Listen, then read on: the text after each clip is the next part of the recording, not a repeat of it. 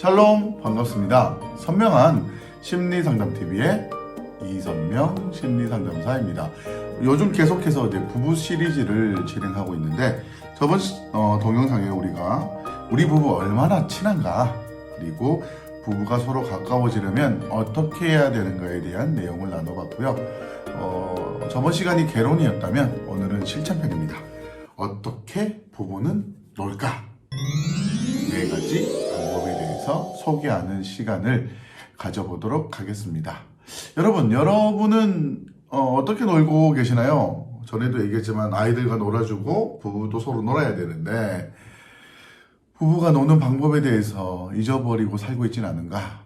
또 놀라고 했더니 일만 하고 또 쓸데없는 삶에서의 중요한 부분들을 잃고 있지는 않은가? 그런 생각이 들었고요.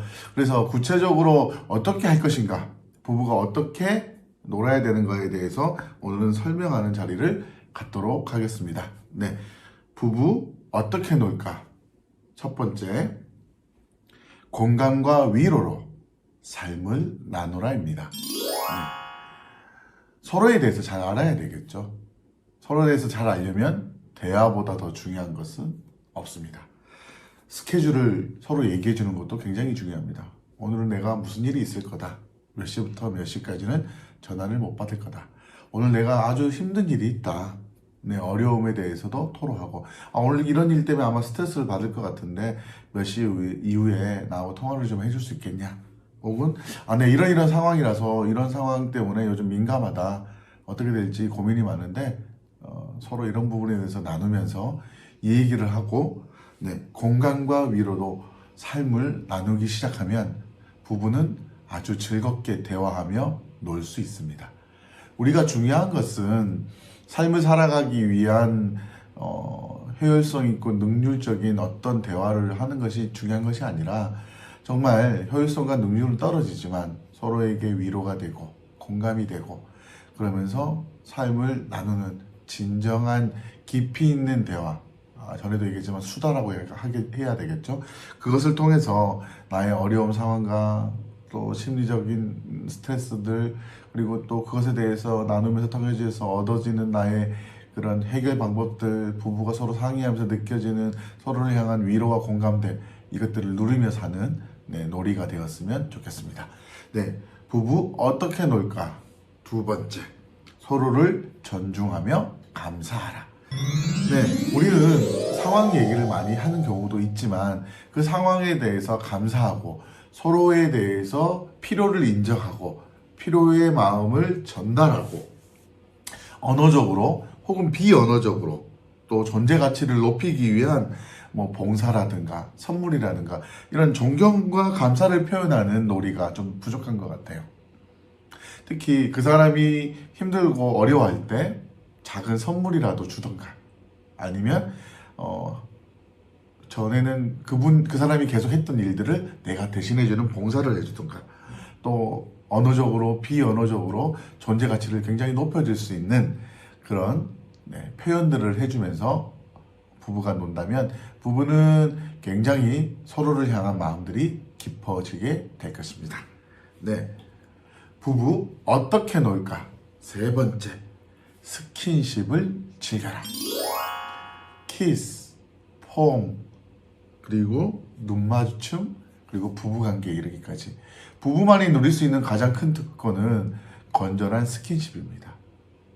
그 어떤 것보다 서로를 안아주고 보듬어주고 쓰다듬어주고 키스하고 부부관계를 갖는 것은 가장 즐겁고 행복한 부부만이 가지고 있는 큰 특권입니다. 부부끼리 왜 이래? 이런 말도 안 되는 말은 정말 삼가해 주시고요. 부부기 때문에 부부만의 그런 특별한 스킨십을 즐기면서 서로를 위로하고, 서로를 느끼고, 서로를 감상하고, 서로를 따뜻하게 보듬어주는 스킨십을 즐기며 부부가 놀았으면 하는 바람입니다. 네, 부부 어떻게 놀까? 네 번째, 둘만의 데이트를 시작하라. 네, 둘만의 깊은 만남, 깊은 대화, 그것을 위한 데이트를 시작하셨으면 좋겠습니다. 부부가 아이가 생기거나 또 부부 생활이 길어지다 보면 사회적 활동이 많아지면서 둘만 누리는 시간이 굉장히 부족합니다. 이는 두 사람의 관계를 자칫 멀어지게 할 수 있습니다. 꼭 기억하십시오. 둘만의 데이트를 일주일에 2시간 이상 즐기셨으면 합니다. 취미생활을 같이 하는 것도 좋고요. 영화, 카페에서 음료를 마신다든가 맛집을 찾아간다든가 아이가 계시더라도 잠시 부탁하거나 맡길 수 있는 곳을 찾아서 그리고 혹은 아이들이 자고 있는 사이라도 둘만의 데이트 그 시절 우리가 함께 했던 것을 찾아본다든지 아니면 함께 가본다든지 그 시절 사진들이나 그 시절 이야기들을 꺼내놓는다든지 이런 둘만의 데이트를 통해서 부부는 그 놀이를 통해서 더욱 가까워질 수 있습니다.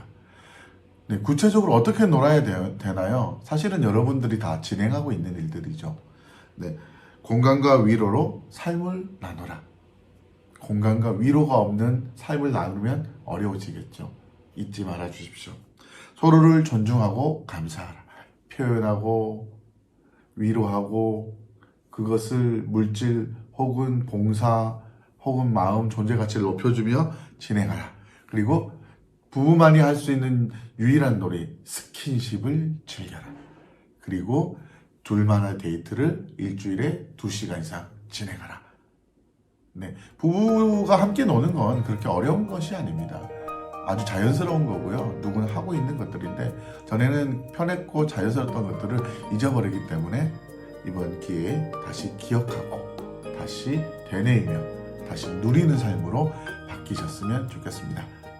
네, 감사합니다. 오늘은 부부 어떻게 놀까에 대한 실천편 4가지에 대해서 소개하였습니다. 여러분 즐기세요. 전에 누렸던, 전에 나누었던 그 대화들을 그리고 나누었던 그 스킨십과 그 마음들을 그리고 그 데이트와 그 추억들을 즐기며 사는 하루. 오늘 그렇게 그것들을 고민하고 그것들을 누리고 그것들을 진행하는 하루 되었으면 좋겠습니다. 감사합니다. 행복한 하루 되세요. 샬롬.